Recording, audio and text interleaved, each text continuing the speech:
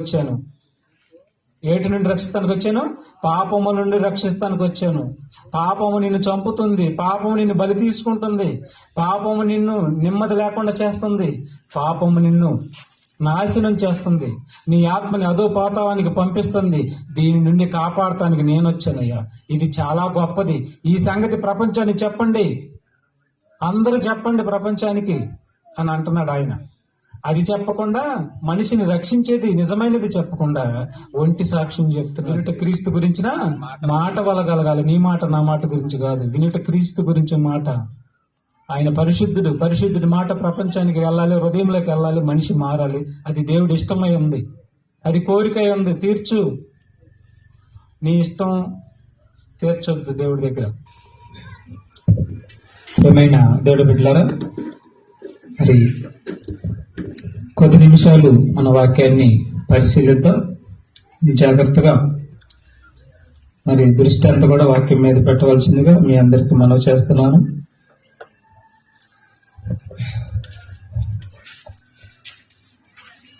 యోహాను సువార్త 5వ అధ్యాయము 39వ వచనాన్ని మొదటగా చదువుకున్నాం. యోహాను సువార్త 5వ అధ్యాయము 39వ వచనం.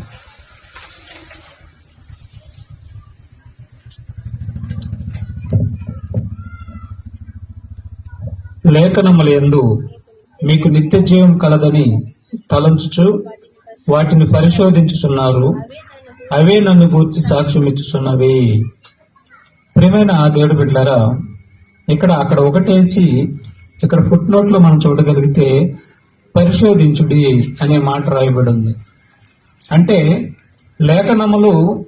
లేఖనములలో నిత్య జీవం ఉంది కనుక దానిని పరిశోధించండి అంటున్నాడు. అంటే బైబిలు అనే ఈ జీవ గ్రంథంలో మనం పరిశీలించాలి. ప్రతి విషయాన్ని పరిశీలించాలి. ప్రతి విషయం, మనం భూమి మీద ఉండగా ప్రతి విషయాన్ని పరిశీలిస్తాం. ప్రతి విషయం గురించి జాగ్రత్తగా ఆశి చూసి అడిగేస్తాం. కానీ బైబిల్ దగ్గరికి వచ్చేసరికి ఎవరు చెబుతున్నా గానీ అది నిజమే అని నమ్మేస్తాం.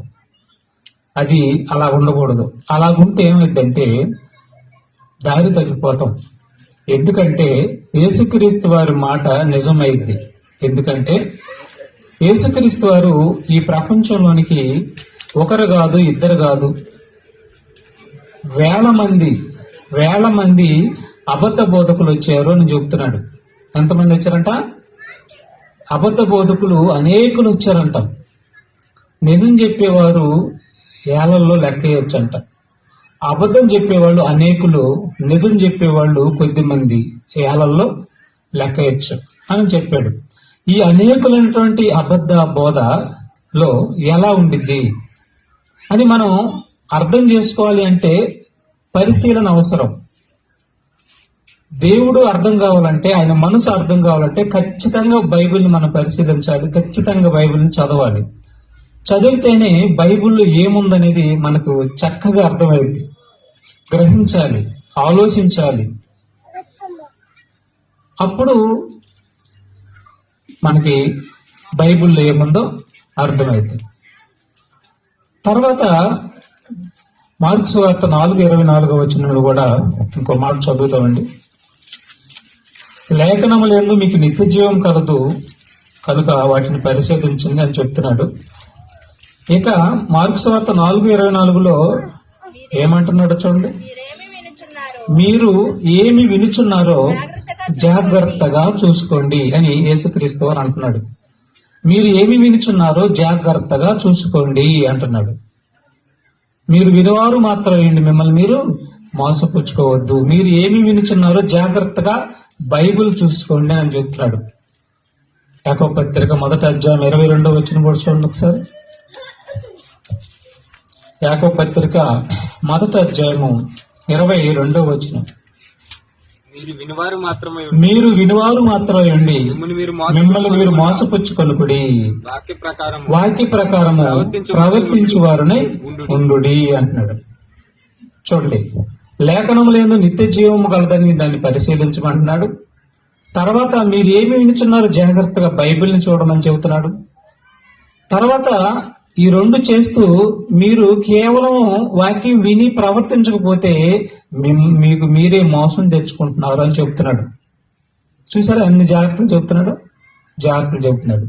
అందుకని మనం బైబిల్ని పరిశీలించాలి, బైబిల్ని ప్రతిదినము చదవాలి. చదువు ఉన్న వాళ్ళందరూ కూడా చదవాలి, ఆలోచించాలి.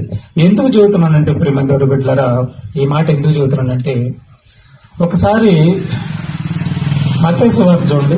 మత్తయి సువార్త 8వ అధ్యాయము 2 నుంచి 4 వచనాలు చూడండి. ఎందుకు చెబుతున్నానంటే ఈ మాట, మత్తయి సువార్త 8వ అధ్యాయము 2 నుంచి 4 వచనం వరకు చదువుకున్నాం. ఇదిగో కుష్ఠరోగి వచ్చి ఏమండి, ఇక్కడ కుష్ఠరోగి అనే మాట ప్రయోగించాడు. కుష్ఠరోగం అంటే చాలా దీర్ఘకాల వ్యాధుల్లో కుష్ఠరోగం ఒకటి, మనిషిని బాధించే వ్యాధుల్లో కుష్ఠరోగం ఒకటి. కుష్ఠరోగి వచ్చి యేసు దగ్గరికి వచ్చాడు. కుష్ఠరోగం ఆయనకు మొక్కుకున్నాడు, ప్రభువా నీకు ఇష్టమైతే నన్ను శుద్ధుడిగా చేయమని అడిగాడండి. అందుకు ఆయన చెయ్యి చాపి వానిని ముట్టి నాకు ఇష్టమే నువ్వు శుద్ధుడు కమ్మని చెప్పగా తక్షణమే వాని కుష్ఠరోగము శుద్ధి ఆయను. బాగా వినాలి ఈ మాట. తక్షణమే వాని కుష్ఠరోగం ఏమైపోయింది? శుద్ధి అయిపోయింది. తక్షణమే అంటే వెంటనే అర్థం. అప్పుడు సర్వ సృష్టికర్త అయినటువంటి యేసుక్రీస్తు వారు అంటున్న మాటని మనం పరిగణనలోకి తీసుకోవాలి. సర్వ సృష్టికి కారణభూతున్నటువంటి యేసుక్రీస్తు వారు అంటున్న మాటని మనం పరిగణనలోకి తీసుకోవాలి. చూడండి ఏమంటున్నాడు అప్పుడు, కావున నీవు వెళ్ళి వారికి 4వ వచనం చూడండి. అప్పుడు యేసు ఎవరితోనూ ఏమీ చెప్పకు సుమి.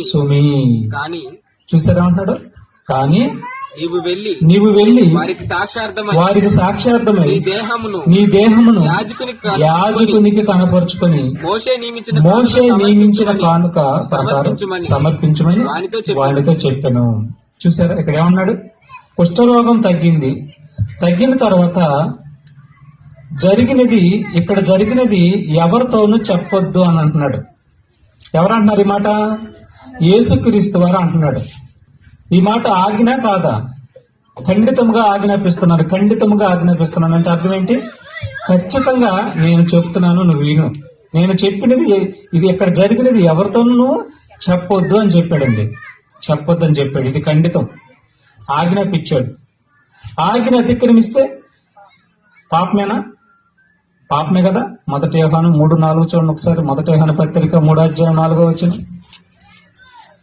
ఆజ్ఞ అతిక్రమిస్తే ఏమన్నాడు చూడండి. పాపము చేయు ప్రతివాడు ఆజ్ఞను అతిక్రమించును. ఆజ్ఞ అతిక్రమమే పాపము. ఆజ్ఞ అతిక్రమమే పాపము. పాపమునకు వచ్చే జీతం ఏంటి?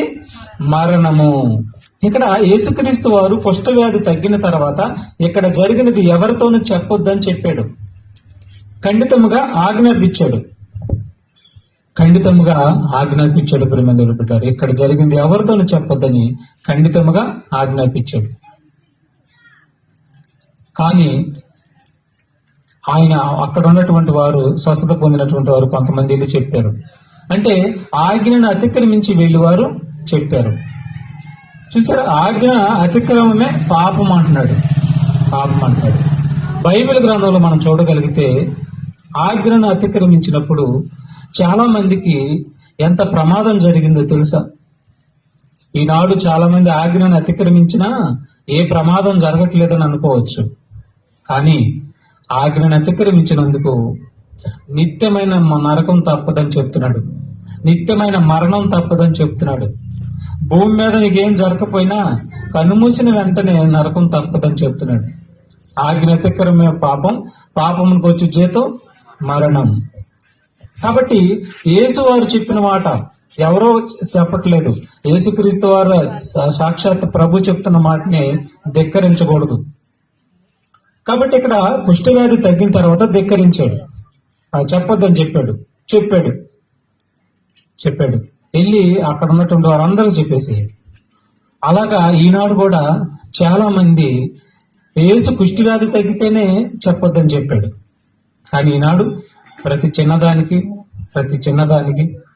చిన్న నొప్పికి, చిన్న బాధకు కూడా, చిన్న ప్రతిదానికి కూడా సాక్ష్యం చెప్తాం అనేది మనం వింటాం.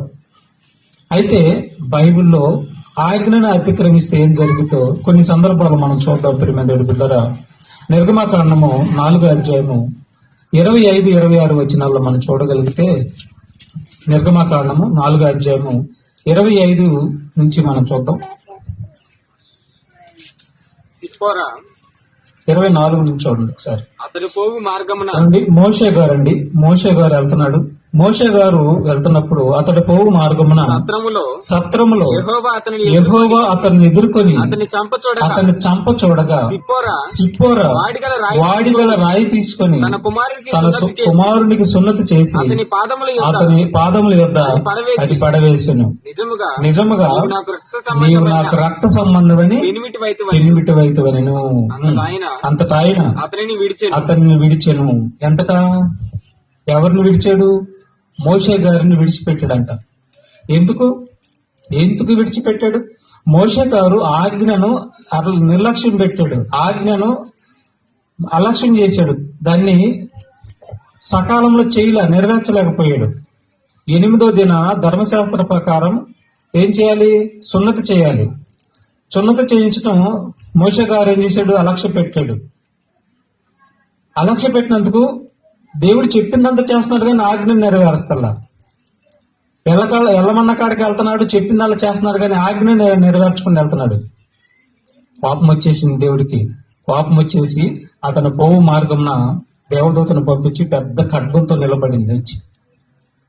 ఎవరిని? సాత్వికుడు, దేన మనసు గలవాడు, నా ఇల్లు అంతటా నమ్మకస్తుడు ఎవరు? మోషే గారు. అంతటి మోషే గారిని మరి చంప చూసింది దేవదూత వచ్చి. ఎందుకు అనంటే ఆజ్ఞను ధిక్కారించాడు. ఆజ్ఞ ధిక్కారం. అందుకని దేవుడు ఆయన భూమి గజగజ వణిగిపోతుంది. దేవుడు అంటే సముద్రము వణిగిపోతుంది, సర్వ సృష్టి వణిగిపోతుంది. వీటిని మనం ఆలోచిస్తే మనిషి ఇటు ముందు ఏ పాటి వాడు? మనిషికి భయం లేకుండా పోతుంది. మనిషికి భయం లేదు, ఆయనంటే భయం లేదు. లెక్కలేనితనం ఆయనంటే. చూసారా? నక్షత్రము చూడగా, భూమిని చూడగా, సముద్రము చూడగా ఈ మనిషి ఏ పాటి వాడు అంటాడు. ఈ మనిషి ఏ పాటి వాడు? దుమ్ము వంటి వాడు. పెద్ద పెద్ద గ్రహాలు అవే నా ఆజ్ఞకు తలదించి కోట్ల సంవత్సరాల నుంచి ఆజ్ఞ నెరవేరుస్తుంటే, ఒక కాకి ఆజ్ఞ నెరవేరుస్తుంది కదా. నేను చెప్పినట్లుగా మాంసము ఉదయం సాయంత్రం మాంసము రొట్టెలు తీసుకుని వెళ్లి ఏలియాకి భోజనం పెడుతుంది, ఆజ్ఞ నెరవేరుస్తుంది. ఒక శాప షకేలు మింగి నువ్వు రెడీగా ఉండు, ఎవరొచ్చి ఫస్ట్ గేలం వేస్తారో ఆ గేలానికి నువ్వు పడాలని శాపకు ఆజ్ఞాపించి అది మింగి సైలెంట్ గా సముద్రంలో ఉంది. ఉన్నప్పుడు గేలం వేస్తే ఈ గేలానికి నువ్వు పడాలని దేవుడు సూచించినప్పుడు కరెక్ట్ గా ఆ గేలానికే పడింది, పైకి వచ్చేసింది, ప్రాణం పెట్టింది. దేవుడు ఆజ్ఞ ప్రకారము ప్రతి పక్షి, ఈ సృష్టి అంతా కూడా దేవుడు ఆజ్ఞకు తల వంచి 1500 కోట్ల సంవత్సరాల నుంచి దేవుడి మాట వింటూ వస్తుంది ప్రకృతి అంతా కూడా. కానీ మనిషి తల బిరుసు చూసారా? మనిషి గర్వం. దేవుడి దగ్గర మన గర్వం, మన గర్వం దేవుడి దగ్గర పనికిరాదు. అసలు గర్వించకూడదు, అస్సలు సహించడు గర్వం అంటున్నాడు. మనం పనికిరావంట అసలు దేవుడి దగ్గర. తల వంచుకుంటే, తగ్గించుకుంటే ఆయన హెచ్చిస్తాడు. ఆయన కోసం బ్రతికితే ఆయన హెచ్చిస్తాడు. కాబట్టి మాట వెళ్ళలేదు మోషే గారు, ఆజ్ఞను ధిక్కరించాడు. మరి దేవుడు ఖడ్గాన్ని పంపించి అతన్ని చంపజూశాడండి. తదుపరి సంఖ్యాకాండం 20వ అధ్యాయం చూడండి. 20వ అధ్యాయము 8వ వచనం నుంచి చదువుదామండి. 8వ వచనం, సంఖ్యాకాండం 20వ అధ్యాయము 8వ వచనం. నీవు నీ కర్రను తీసుకొని ఏమండి మోషే గారితో చెప్తున్నాడండి మరొక మాట, నీవు నీ కర్రను తీసుకొని నీవును నీవును నీ సహోదరుడైన నీ సహోదరులైన అహరోనును ఈ సమాజమును పోగు ఈ చేసి సమాజమును పోగు చేసి వారి కన్నుల ఎదుట వారి కన్నుల ఎదుట ఆ బండతో మాట్లాడు వారి కన్నుల ఎదుట ఆ బండతో మాట్లాడుము, అది నీళ్లని అది నీళ్ళనిచ్చును. నీవు వారి కొరకు నీవు వారి కొరకు నీళ్లను బండలో నుండి నీళ్లను బండలో నుండి రప్పించి సమాజమునకు వారి పశువులకు వారి పశువులకు త్రాగుటకిమ్ము. యెహోవా అతనికి ఆజ్ఞాపించినట్లు మోషే ఆయన సన్నిధి నుండి ఆ కర్రను తీసుకొని పోయాను. తర్వాత మోషే అహరోనులు ఆ బండ ఎదుట సమాజమును పోగు చేసినప్పుడు అతడు వారితో చూడండి, సమాజంను పోగు చేసినప్పుడు అతడు వారితో ద్రోహులారా వినుడి, మేము ఈ బండలో నుండి మీ కొరకు నీళ్లు రప్పింపవలెనా అనెను. అప్పుడు మోషే తన చెయ్యి ఎత్తి రెండు మారులు తన కర్రతో ఆ బండను కొట్టగా, చూడండి బండను 2 మార్లు కొట్టాడంట. ఏం చెప్పాడు? అమ్మ పిల్లలున్నారు, కూర్చోండి అమ్మా, కూర్చోండి. ఏం చెప్పాడు? ఆజ్ఞ ఏం చెప్పాడు? బండతో మాట్లాడు అన్నాడు కదా. బండతో మాట్లాడు మోషే, బండతో మాట్లాడని చెప్పాడు. నీకు ప్రజల మీద కోపం ఉందని, విసిగిస్తున్నారని ద్రోహులారా అన్నాడు. అంతటితో ఆగాడా? అంతటితో ఆగకుండా ఏమన్నాడు? బండని 2 దెబ్బలు కొట్టాడు, 2 సార్లు కొట్టాడు. బండను కొట్టాడు, 2 సార్లు కొట్టాడు. ప్రభు చెప్పిందేంటి? బండతో మాట్లాడు అన్నాడు. బండని కొట్టాడు. తప్ప చెప్పండి, తప్ప? మనమైతే తప్పు కాదులే, దేవుడు చదువుకుపోతాడు అనుకుంటాం. మన నైజం అది. దేవుడు నిన్ను కలుగజేసిన దేవుడు, నీకు ప్రాణం పెట్టిన దేవుడు, ప్రతిదినం బ్రతికిస్తున్న దేవుడు. ఆయన మాట వినకపోతే బాధపడతాడన్న సంగతి కూడా ఆలోచించాలి మనం. గుడ్డిగా మొద్దుగా ఆలోచించకూడదు. బాధపడతాడు ఆయన, కన్నీరు పెట్టుకుంటాడు. చూసారా, చెప్పిన మాట మోషే గారు వినలేదు. మాట్లాడమంటే బండను 2 మార్లు కొట్టాడంట. అప్పుడు ఏం జరిగిందో చూడండి. అప్పుడు మోషే తన చెయ్యి ఎత్తి 2 మార్లు తన కర్రతో ఆ బండను కొట్టగా నీళ్లు సమృద్ధిగా ప్రవహించాను. సమాజమును పశువులను త్రాగెను. అప్పుడు యెహోవా మోషే అహరోనులతో మీరు ఇశ్రాయేలీయుల కన్నుల ఎదుట ఆ పరిశుద్ధతను ఏమంటున్నాడు వినండి, మీరే వినండి. ఏమంటున్నాడు వినండి. ఏమండి, యేసుక్రీస్తు ఆజ్ఞను ధిక్కరిస్తే ఊరుకోడు. ఎంతటి వారైనా ఎవరైనా సరే యేసుక్రీస్తుని ఆజ్ఞను ధిక్కరిస్తే ఊరుకోడు. ఇక్కడ మనం చూడగలిగితే బండతో మాట్లాడమంటే 2 మార్లు కొట్టాడు. కొట్టిన తర్వాత బండవాడి నుంచి నీళ్లైతే వచ్చినాయి గాని, పశువులు మనుషులు అందరూ తాగేరు గాని వీళ్ళని ఊరుకోవట్లే. ఇప్పుడు ఎవరిని? మోషే అహరోనులు ఊరుకోవట్లేదు. వినండి మీరే ఏమంటున్నాడు చూడండి. అప్పుడు యెహోవా మోషే అహరోనులతో మీరు ఇశ్రాయేలీయుల కన్నుల ఎదుట నా పరిశుద్ధతను సన్మానించినట్లు, అంటే నా మాటను మీరు సన్మానించినట్లు నన్ను నమ్ముకొనకపోతిరి, నా మాట వినకపోతిరి కనుక ఈ సమాజమును నేను వారికి ఇచ్చిన దేశములో. ఎంత శిక్ష వేస్తున్నాడో చూడండి. దేవుడి మాటలంటే ఓరక మీరిపోవటమే. దేవుడి మాటలంటే ఆజ్ఞను అతిక్రమించటమే. దాని వెనక వచ్చే ప్రమాదాన్ని ఈనాడు సేవకులు అన్నవాళ్ళు అయినా కానీ గుర్తు పెట్టుకోవట్లేదండి. బోధకులు అన్నవాళ్ళు అయినా సరే గుర్తు పెట్టుకోవట్లేదండి. దాని వెనక వచ్చే ప్రమాదం, జరగబోయే ప్రమాదం గుర్తు పెట్టుకోవట్లేదండి. గుర్తు పెట్టుకోకుండా ఆజ్ఞల మీద ఆజ్ఞలు ధిక్కరించుకుంటూ పోతూ దేవుడు క్షమిస్తాడులే అనుకుంటున్నారు. ప్రాణం పోయిన మరుక్షణమే అర్థమైపోయింది దేవుడు క్షమించాడా, నిన్ను పంపిస్తున్నాడా నరకానికని. మాటలు చక్కగా రాయబడి ఉంటే అరటికాయ ఒలిసినట్టుగా చక్కగా విడమర్చి రాయించి పెడితే ఏమైంది? ఈ యుగ సంబంధమైన దేవత మనోనేత్రాలకు ఏం కలగజేసింది? గుడ్డితనం కలగజేసింది. కాబట్టి గుడ్డోడికి బైబిల్లో ఏముందో తెలుస్తులా. అర్థమైందా? ఏం తెలుస్తులా. అందుకని జాగ్రత్తగా బైబిల్ జాగ్రత్తగా మనం వినాలి, ప్రవర్తించాలి. ప్రకటించే వాళ్ళు కూడా జాగ్రత్తగా ప్రకటించకపోతే వాక్యం మీకు చెప్పాను చాలా సార్లు, అది 2 అంచులు కలిగినటువంటి వాడి అయిన మెత్తటి కత్తి అన్నాడు. నువ్వు తిప్పుతున్నావు కదా, నువ్వు జాగ్రత్తగా తిప్పకపోతే నీకే తగిలిద్ది, అయిపోతావు అన్నాడు. వాక్యంతో చాలా జాగ్రత్తగా ఉండాలి. కాబట్టి వీళ్ళని ఏమంటున్నాడు చూడండి, చదువు.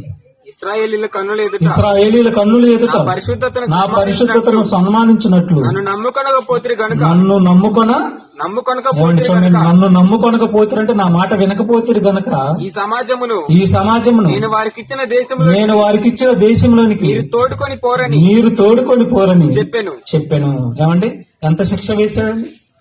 ఎందుకు వేశాడండి ఆ శిక్ష? ఆజ్ఞను ధిక్కరించినందుకు ఈ సమాజాన్ని నువ్వు తోడుకొని ఆ కానాను దేశంలో అడుగు పెట్టనివయ్యా అని చెప్పి వాళ్ళతో అన్నాడు.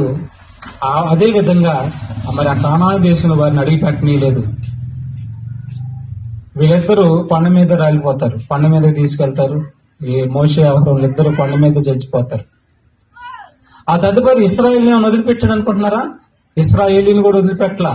వాళ్ళకు కూడా చెప్పాడేమని, నా ఆజ్ఞలను మీరు గైకొనాలి, నా చిత్త ప్రకారం నడవాలి అని ఇశ్రాయేలీలకు కూడా చెప్పాడు. ఇశ్రాయేలీలు కూడా ఆజ్ఞను ధిక్కరించారు, అతిక్రమించి దేవుణ్ణి బాధ పెట్టారు. సముద్రం దాటి వచ్చిన తర్వాత ఒక పెద్ద దూడను చేసుకున్నారు. ఒక పెద్ద దూడ, వాళ్ళ కాళ్ళన, ముక్కులన, చెవులన ఉన్న బంగారం, వెండి వీటన్నిటిని తీసి ఒక రూపాన్ని తయారు చేసుకున్నారు. ఈ రూపమే మమ్మల్ని ఐగుప్తు నుంచి తీసుకొచ్చిందని మాటలు మాట్లాడారు. దానికి బలులు అర్పించారు. దాని ముందు బట్టలు లేకుండా డాన్స్ చేశారు. జనులు తినుచు తాగుతూ ఎగురుతానికి లేచారు. సహించిన అలిమి కాని ఉగ్రత దేవుడు కోపం వాళ్ళ మీదకి వచ్చింది. అప్పుడు అంటాడు, ఈ వీరిలో ఎవడు కూడా కానాను దేశానికి అడుగు పెడతానికి వీలు లేదని చెప్తాడు మోషే. అసలు ఇప్పుడే నేను వారిని చంపేస్తానని అన్నప్పుడు మోషే అడ్డుపడతాడండి. వద్దయ్యా, నువ్వు ఏ దేశం నుంచి అయితే తీసుకుని వచ్చావో ఆ ప్రజలు నిన్ను అంటారు, అదిగో ఆ కొండల ప్రాంతాలకు తీసుకుని వెళ్ళి వాళ్ళ దేవుడు వాళ్ళని ఏం చేశాడు చూడని నిన్ను అంటారు, నీ నామానికి అవమానం వద్దయ్యా అని చెప్పి, అయితే వారిని చంపే పని అయితే ముందు నన్ను చంపంటాడు. జీవగ్రంథంలో నుంచి నా పేరు తుడిచేయమని చెప్తాడు. అప్పుడు దేవుడు మోషేని బట్టి ఆగుతాడు. తదుపరి వారిని కానాను దేశంలో మాత్రం తీసుకుని వెళ్ళడండి. 10 తెగుళ్ళు చూపించాడు, వాళ్ళ ముందు చూస్తారు. దేవుడు చెప్పిన మాటలన్నీ విన్నారు, ఆయన యొక్క అద్భుత కార్యాలన్నీ చూసి మరి ఆయన మొక్కనే ధిక్కరించేశారు, ఆజ్ఞను పూర్తిగా ధిక్కరించేసేసారు. అప్పుడు అరణ్యంలో సుమారు 6 లక్షల మంది బలైపోతారండి. 6 లక్షల మంది రాలిపోతారు. ఇక కానాను దేశానికి వెళ్ళింది ఎవరు? నమ్మకంగా దేవుడు మాట చెప్పినట్టుగా విన్నటువంటి ఒక కాలేబు, యెహోషువ కానాను దేశంలో అడుగు పెట్టారు. నమ్మకంగా విన్నారు. కాలేబు నమ్మకస్తుడు అని చెప్తాడు దేవుడు. కాలేబు నమ్మకస్తుడు, నా పనంతా జరిగించేవాడు. యెహోషువ నమ్మకస్తుడు, నా పనంతా జరిగించేవాడు. నేను చెప్పినందులో వినేవారు. కాబట్టి వాళ్ళు నమ్మకంగా చేశారు. కాబట్టి కానాను దేశంలో వాళ్ళిద్దరు అడుగు పెట్టారు పెద్ద తలకాయల్లో. మరి మోషేని ఎందుకు తీసుకుని వెళ్ళలేదు? చెప్పాలి. మోషేని ఎందుకు తీసుకుని వెళ్ళలేదు? జాగ్రత్తగా వినండి. ఆజ్ఞను ధిక్కరిస్తే ఈనాడు పరలోకం కూడా రానీయుడు. ఆజ్ఞను ధిక్కరిస్తే పరలోకం కూడా రానీయుడు. ఎంతమంది అయినా సరే సేవకుల మొహం చూడడు, విశ్వాసుల మొహం చూడడు. ఆయన చాలా జాగ్రత్తగా మనందరం ఆయన దగ్గర మసులుకుంటే తప్ప. తర్వాత ఇంకో మాట కూడా చూడండి. ఇంకో మాట సంఖ్యాకాండం 15వ అధ్యాయము 32వ వచనం. సంఖ్యాకాండం 15వ అధ్యాయం 32వ వచనం చూడండి.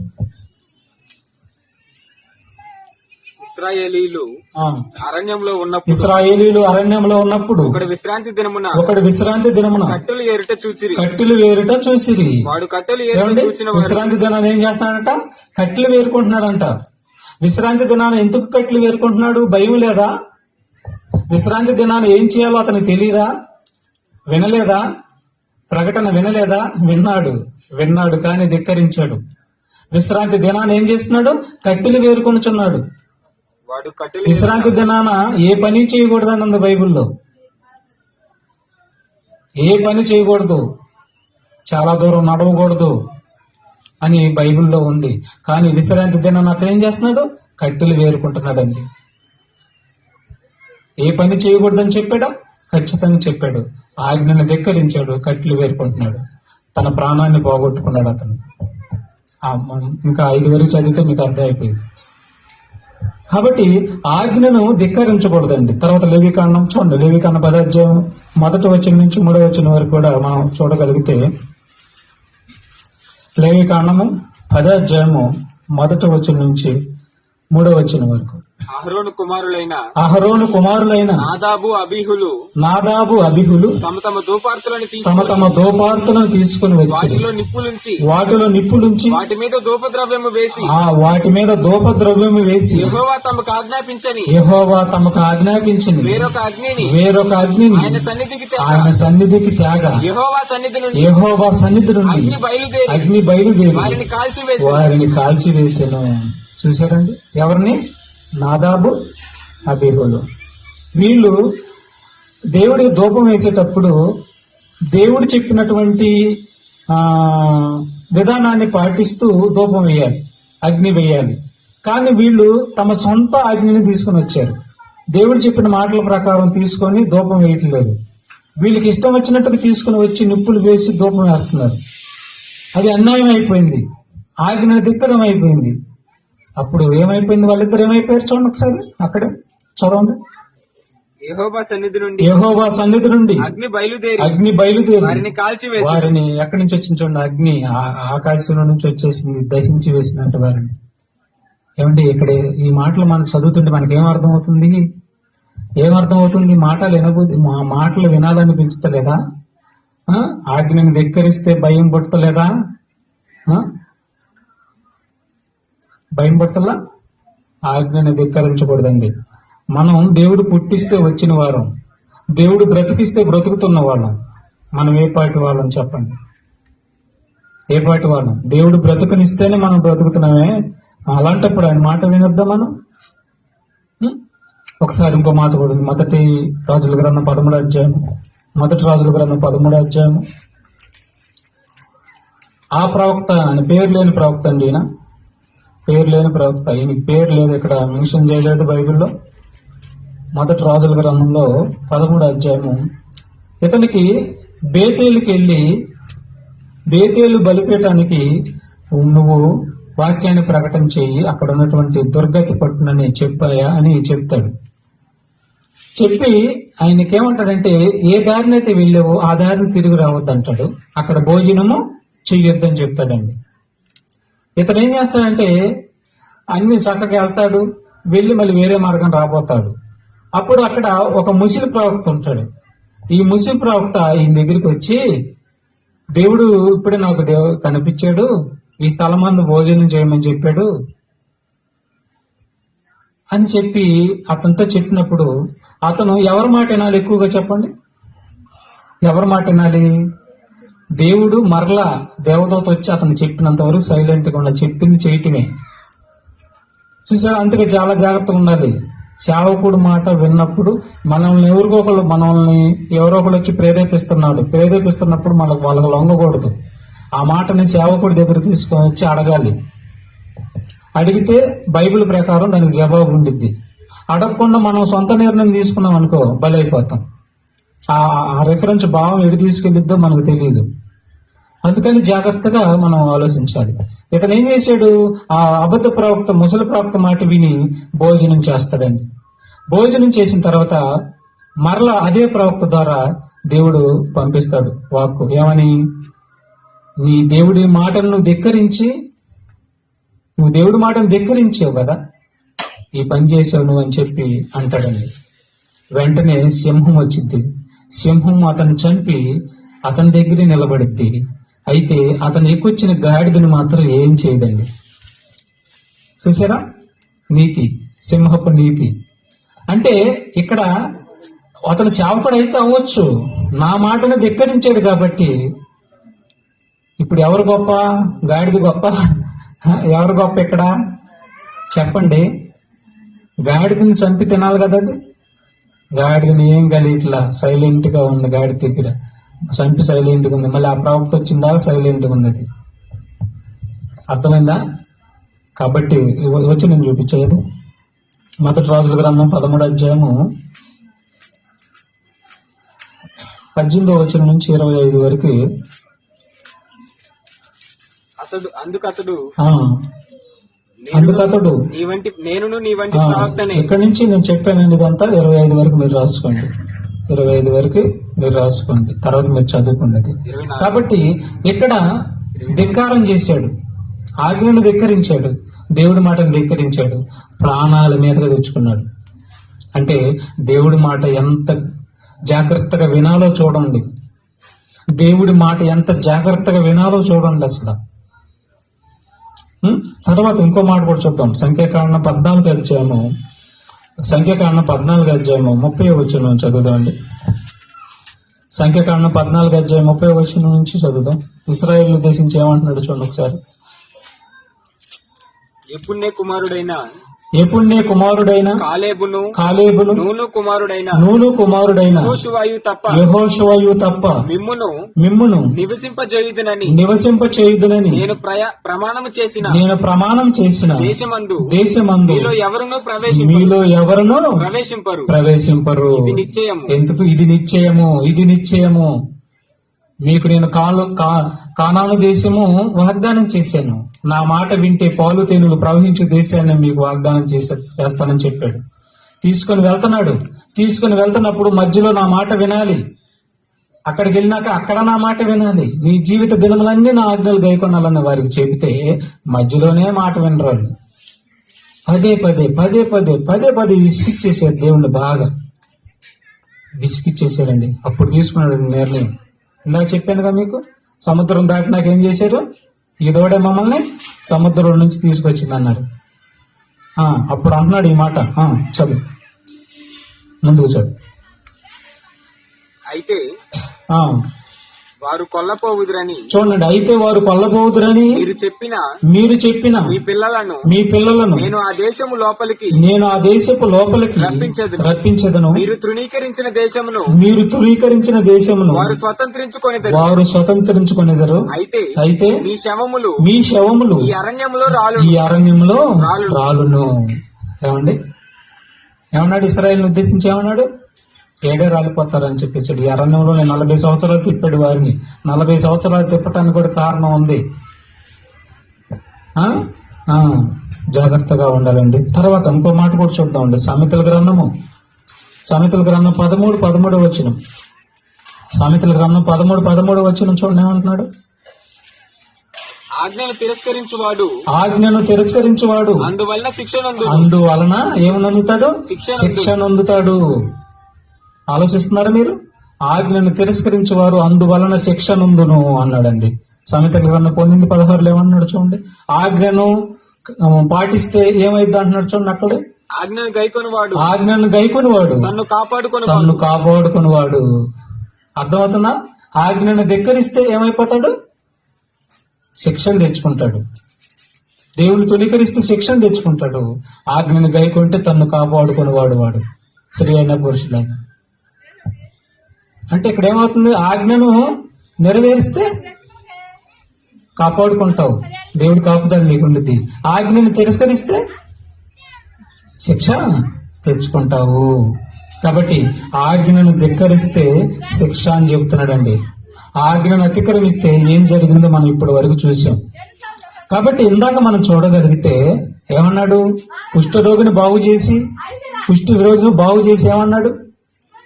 జరిగినది ఎవరితోనూ చెప్పొద్దు అని చెప్పాడు.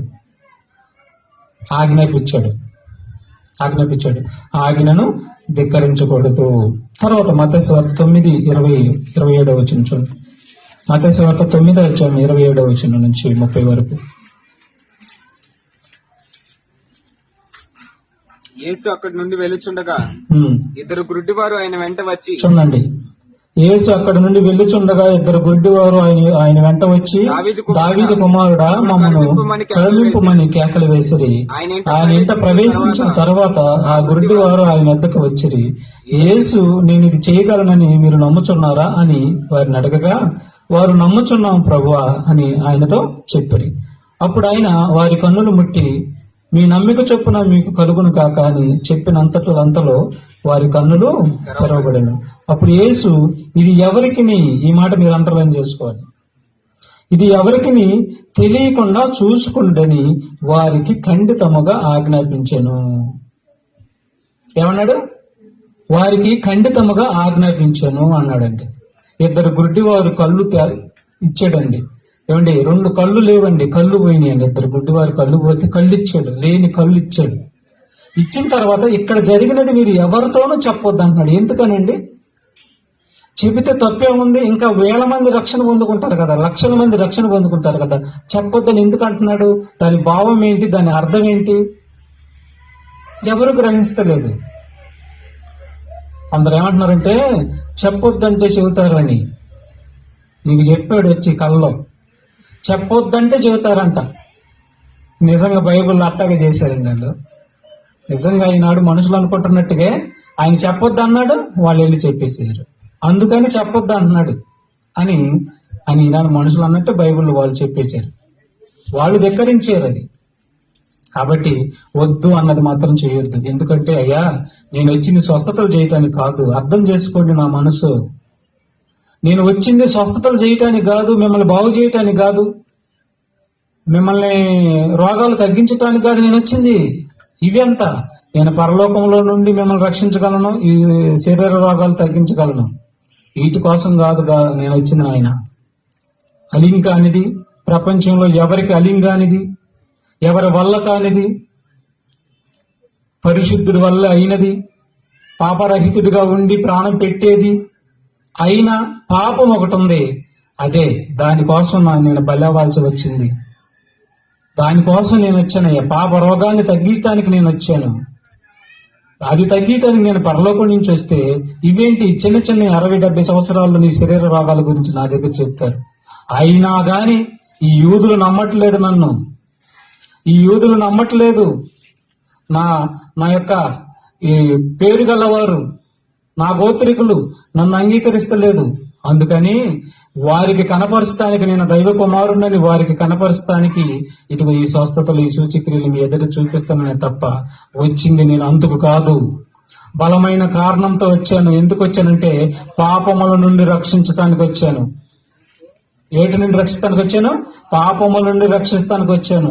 పాపము నిన్ను చంపుతుంది, పాపము నిన్ను బలి తీసుకుంటుంది, పాపము నిన్ను నెమ్మది లేకుండా చేస్తుంది, పాపము నిన్ను నాశనం చేస్తుంది, నీ ఆత్మని అదో పాతాళానికి పంపిస్తుంది. దీని నుండి కాపాడటానికి నేను వచ్చానయ్యా. ఇది చాలా గొప్పది. ఈ సంగతి ప్రపంచానికి చెప్పండి, అందరూ చెప్పండి ప్రపంచానికి అని అంటున్నాడు ఆయన. అది చెప్పకుండా, మనిషిని రక్షించేది నిజమైనది చెప్పకుండా ఒంటి సాక్ష్యం చెప్తున్నాడు. రోమపత్రిక 10:17 ఏమంటాడు? వినుట వలన విశ్వాసం కలగాలి, వినుట క్రీస్తు గురించిన మాట వల్ల కలగాలి. నీ మాట నా మాట గురించి కాదు, వినుట క్రీస్తు గురించి మాట. ఆయన పరిశుద్ధుడి మాట ప్రపంచానికి వెళ్ళాలి, హృదయంలోకి వెళ్ళాలి, మనిషి మారాలి. అది దేవుడి ఇష్టమై ఉంది, అది కోరిక ఉంది. తీర్చు, నీ ఇష్టం తీర్చొద్దు దేవుడి దగ్గర. కాబట్టి ఆజ్ఞ అతిక్రమమే పాపం అండి. తర్వాత ఇంకో మాట కూడా చూద్దామండి. మత్తయి సువార్త 12:16 త్వరగా చదువుకొని ముగించుకున్నాం. మత్తయి సువార్త 12:16 ఆయన వారిని అందరినీ స్వస్థపరిచి తను ప్రసిద్ధి చేయవద్దని వారికి ఆజ్ఞాపించాను. వారందరినీ వచ్చిన వారందరినీ స్వస్థపరిచాడండి. ఏమండి, ఎంత గొప్ప భాగ్యం అండి ఆయనకి అసలు ఈ మాట. వచ్చిన వారందరిని స్వస్థపరిచి, అయ్యా మీకు ఏవేవి రోగాలు తగ్గిండియో వాటన్నిటి గురించి సాక్ష్యం చెప్తే, ఇదిగో అసలు నేను ఇంత కష్టపడాల్సిన అవసరం లేదు, ఈ 1 కోట్ల మంది జనులు ఒకేసారి మారిపోతారు, వెళ్ళి చెప్పండి అయ్యా అనొచ్చుగా. ఏమండి, అనొచ్చుగా. అర్థం చేసుకోండి అండి, అర్థం చేసుకోవట్లేదండి చాలా మంది. అనొచ్చు ఆయన, కానీ ఆయన అట్టన్లా. అలా రక్షణ పొందుతూ ఆయనకి ఇష్టం లేదు. నా మాట వినాలి, నా వాక్కు హృదయంలోకి వెళ్ళాలి, వెనకకి తిరగకూడదు. అసలు చనిపోయినంత వరకు కష్టమైన, నష్టమైన, బాధ అయిన, వ్యాధి అయిన, రోగమైన ఏదైనా సరే వెనకకు తిరగకూడదు. అలా తిరగకుండా ఉండాలంటే నా వాక్యం హృదయంలో ఉండవాడే తిరగడక వెనక్కి. నువ్వు రోగం గురించి చెప్పావనుకో, రోగం తగ్గపోతే వెనక్కి తిరుగుతాడు. అదేనండి, రోగం గురించి చెప్పామనుకో, రోగం వస్తాడు, రోగం తగ్గించుకోవడానికి వస్తాడు. రోగం తగ్గింది అనుకో, ఒకవేళ తగ్గింది అనుకో, మరలా వెళ్తాడు, లోకంలో కలుస్తాడు, మరలా రోగం వచ్చింది రాదా? వచ్చినాక మళ్ళీ వచ్చినాక ఏమంటాడు? ఏసు లేడు, ఏమి లేదని వెళ్ళిపోతాడు వెనక్కి. అప్పుడు ఏసునామాన్ని నువ్వే అవమానపరుస్తున్నావు. అట్ట కాదు, వచ్చిన వారిని ఏమి నేర్పించాలి? నీ ఆత్మక రక్షణ. నువ్వు దేవుడి కోసం బ్రతుకుతూ చనిపోయినాక నిత్య జీవానికి వెళ్ళిపోతావు. పాపం అనే వ్యాధిని తగ్గించుకో, దానికి ముందు యేసు రక్తమే. బ్రతికితే క్రీస్తు కోసం బ్రతుకు, లేకపోతే వెళ్ళిపో, లోకం కోసం సాగు వెళ్ళి అని చెప్పి గట్టిగా చెప్తే గట్టిగా నిలబడతాడు, లేకపోతే పోతాడు. అంతేగాని ఈ విధంగా చెప్పేసి అల్లకల్ల కొల్ల మాటలు అన్ని చెప్పేసి వాళ్ళని నాశనం చేసి వీళ్ళు నాశనం అయిపోతా, అలా ఉండకూడదండి. తప్పండి, అది బైబిల్ వక్రీకరిస్తాం అది. కాబట్టి వచ్చిన వారందరూ స్వస్థపరిచాడు. స్వస్థపరిచిన తర్వాత ఎవరితోనూ చెప్పొద్దు. మార్కు సువార్త 7వ అధ్యాయము 35, 36 వచనం కూడా చూడండి. మార్కు సువార్త 7వ అధ్యాయం 35, 36 వచనం. అంతటి వాని చెవులు తెరవబడిను, వారి నాలుక నరము సడలి. చూడండి, మోగవాడు చెవిటివాడండి, ఇద్దరు వచ్చారు. అంతట వాని చెవులు తెరవబడిను, అంతటా వారి చెవులు తెరవబడిను, వారి నాలుక నరము చడలి, వాడు తేటగా మాట్లాడుచుండెను. అప్పుడు ఆయన ఇది ఎవరితోనూ చెప్పవద్దని వారికి ఆజ్ఞాపించెను. అయితే ఏం జరిగింది చూడండి అక్కడ. అయితే ఆయన చెప్పవద్దని వారికి ఆజ్ఞాపించిన కొలది వారు మరీ ఎక్కువగా దాన్ని ప్రసిద్ధి చేయొచ్చు. ఏం చేశారంటే మరీ ఎక్కువగా దాన్ని ఏం చేశారు? ప్రసిద్ధి చేస్తున్నారు. వీళ్ళు తప్పు చేశారా, ఒప్పు చేశారా? మీరే చెప్పండి. వీళ్ళు ఆజ్ఞను ధిక్కరించారా, తప్పు చేశారా, ఒప్పు చేశారు? వీళ్ళు చెప్పొద్దన్న కొలది మరీ ఎక్కువగా చెప్పారంటండి. ఈనాడు ప్రపంచం కూడా అలాగే ఉంది, వద్దన్నది చేస్తున్నారు. దేవుడు అయ్యా నా నిమిత్తం ఏడవద్దని చెప్పాడా? అయ్యా నీ నిమిత్తం ఏడుస్తాం, నీకు మరి ఏం చేసుకుంటావు చేసుకోపో అన్నట్టుగా ఉండాలండి. నీ నిమిత్తం ఏడుస్తాం, నువ్వే మా కోసం సిల్లు వేయబడ్డావు, నువ్వే నీ కోసం ఏడుస్తావు, ఏం చేసుకుంటావు అన్నట్టుగా పాపం ఆ ప్రభువు దగ్గర ఏడుస్తున్నారు. తర్వాత ఇంకో మాట కూడా చూద్దామండి. మార్కు సువార్త 5:41 వచనం చూద్దాం. మార్కు సువార్త 5:41 వచనం. ఆ చిన్నదాన్ని చెయ్యి పట్టి తలితాకుమి చనిపోయిందండి. 12 ఏళ్ల ప్రాయం గలది, చనిపోయింది. చనిపోయిన తర్వాత మంచం మీద పండుకుండా పెట్టారు. ప్రభువు వచ్చాడు, వచ్చి ఏమంటున్నాడు చూడండి. ఆ చిన్నదాన్ని చేయబట్టి తలితాకుమి అని ఆమెతో చెప్పాను. ఆ మాటకు చిన్నదానా లెమ్మని నీతో చెప్పుచున్నానని అర్థము. వెంటనే ఆ చిన్నది లేచి నడవసాగెను. ఆమె 12 సంవత్సరముల ప్రాయం గలది. వెంటనే వారు బహుగా విస్మయముందిరి. జరిగినది ఎవనికి తెలియకూడదు. ఎవరు వచ్చినా సాక్ష్యం చెప్పాలి. సాక్ష్యం చెప్పకపోతే అది మంచి బోధ కాదు, తప్పుడు బోధ కాదు అని అంటారు. మీరు గట్టిగా చెప్పాలి సత్యం. యేసు వైపు నిలబడండి, బతికిపోతారు. మనుషుల మాటల వైపు నిలబడితే మీరు కూడా ఎగిరిపోతారు పొట్టులాగా. ఇదిగో గట్టి గింజల్లాగా ఉండండి. చూసారా ఉన్నాడు, చనిపోయిన శవాన్ని తిరిగి లేపిన తర్వాత ఏమంటున్నాడు? జరిగినది ఎవరితోనూ ఎవరికి తెలియకుండా ఆయన వారికి గట్టిగా ఆజ్ఞాపిస్తే నువ్వేంటి సులకన తీసుకుంటున్నావు? అక్కడ ఆజ్ఞ అంటేనే కష్టం, చాలా జాగ్రత్తగా నువ్వు పాటించాలి. ఇక్కడ గట్టిగా అన్నాడు, తేడా జరిగింది జాగ్రత్త అని అర్థం. గట్టిగా ఆజ్ఞాపించాడండి. చూడండి, కుష్టి వ్యాధి తగ్గిన, కళ్ళు లేని వాళ్ళకి కళ్ళు ఇచ్చిన, అనేకమైన నానా విధమైన రోగాలు వ్యాధులు కలిగి స్వస్థపరిచిన తర్వాత ఇక్కడ చనిపోయిన శవాన్ని తిరిగి లేపిన. ఏమని చెప్పాడు ప్రభు? జరిగినది ఎవరితోనూ తెలియకుండా చూసుకోమని ఖండితంగా ఆజ్ఞాపించాడు. పైన వరకు మనం చూసాం, ఆజ్ఞ అతిక్రమమే పాపం. ఆజ్ఞ అతిక్రమించినందుకు సేవకులని చూడలేదు, విశ్వాసులని చూడలేదు, మొత్తాన్ని సర్దుకుంటా వచ్చాడు.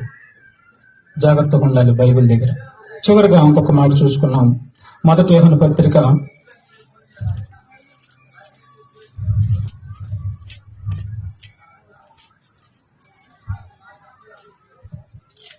2 పేతురు పత్రిక చూడండి. 2 పేతురు పత్రిక 2వ అధ్యాయం 21 వచనం. 2 పేతురు పత్రిక 2వ అధ్యాయం 21 వచనం చూడండి.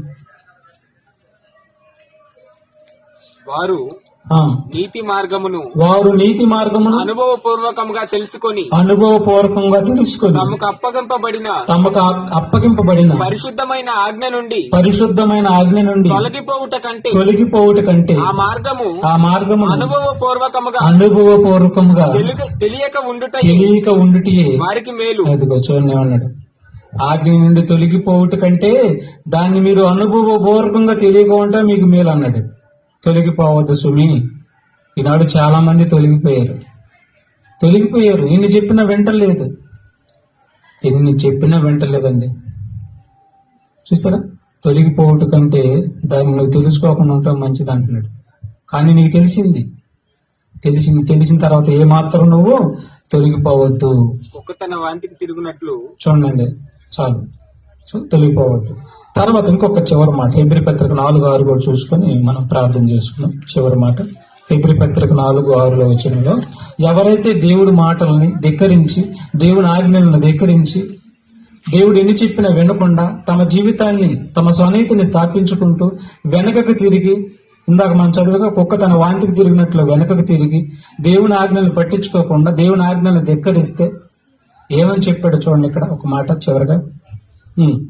కాగా ఎవరో కొందరు విశ్రాంతిలో ప్రవేశించుదురను మాట విశ్రాంతిలో ప్రవేశించుదురను మాట. ఎవరో కొందరు మీరు కదా, నమ్మిన వారు కోట్ల మంది కదా? కాదు. ఆ కోట్ల మందిలో సుక్కానిలాగా ఉంటారు, ఎక్కడో మిల్క్ అని మెరుస్తూ ఉంటారు అంటున్నాడు. తూర్పాలు పడతారంట, చేపలు పెట్టుకుని తూర్పాలు పడితే పొట్టంతా వెళ్ళిపోయిందంట. గట్టి గింజలు పాదాల దగ్గర పడతాయంట. ఆ గట్టి గింజలాగా నువ్వుంటే ఆయన పాదాల దగ్గర పడతావు. తూర్పాలు పొట్టంతా ఏమైపోద్ది, వెళ్ళిపోయి పక్కన పడిద్ది. అగ్గిపొలు ముట్టిస్తాడు, కలిచేసేస్తాడు. ఎవరో కొందరు ఆ విశ్రాంతిలో ప్రవేశించుదురు అనే మాట నిశ్చయము గనుకను ముందు సువార్త వినిన వారు అవిధేయత చేత. ఎవరండి ముందు సువార్త వింది? ఇశ్రాయేలే కదా. ముందు సువార్త వింది ఇశ్రాయేలీలు. వాళ్ళు అవిధేయత చేత ప్రవేశింపలేదు, ఆ కానాను దేశంలో పోయిరి. గనుకను నేడు మీరు ఆయన మాట వినిన ఇప్పుడు యేసుక్రీస్తు వచ్చిన నాటి నుండి మీరు ఆయన మాట వినిన ఎడల మీ హృదయములను వాక్యం విన్న తర్వాత నీ హృదయాన్ని కఠినపరుచుకోకుండా ఉండాలి. నువ్వు వాక్యం విన్నా లెక్కలేనితనంగా ఉండకూడదు.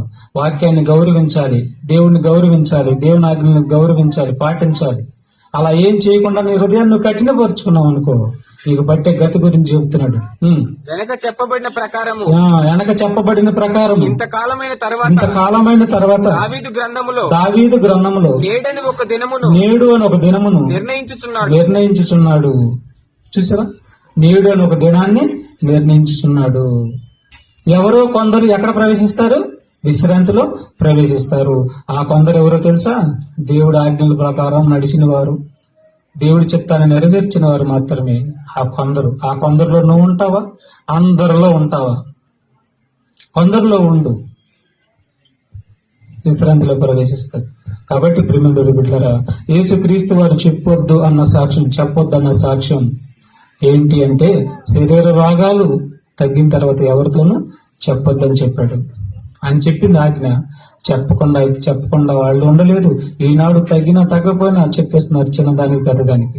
ఆజ్ఞ ధిక్కారం జరుగుతుంది, పాపం అయితే. కాబట్టి యేసు మాట వింటలేదు కాబట్టి వాళ్ళు విశ్రాంతిలోకి ప్రవేశించరని చెప్తున్నాడు. కాబట్టి మనం విన్నాం కాబట్టి మరి అబద్ధ బోధలు ఉంటాయి, వాటన్నిటిని గట్టిగా ఖండించి మీరు నిలబడి గట్టి విత్తనాల్లాగా, మరి దేవుడికి స్తంభాల్లాగా మీరు నిలబడి మరి చెప్పాలి. సాత్వికంతో, ప్రేమతో వాళ్ళకి చెప్పాలి. ఇది విషయం. క్రీస్తు గురించిన సాక్ష్యం మనందరము చెబుదామండి. సువార్త చెప్పటమే క్రీస్తు గురించిన సాక్ష్యం చెప్పటం. కాబట్టి శరీర సంబంధమైనటువంటి సాక్ష్యం చెప్పొద్దని బైబిల్ చెబుతుంది. కాబట్టి మరి అది చెబితే ఆజ్ఞ అతిక్రమం అని బైబిల్ చెబుతుంది. కాబట్టి మరి చాలా మందికి నిజాన్ని చెప్పి సత్యంలోనికి తీసుకుని వద్దాం. ప్రార్థన చేసుకున్నాం.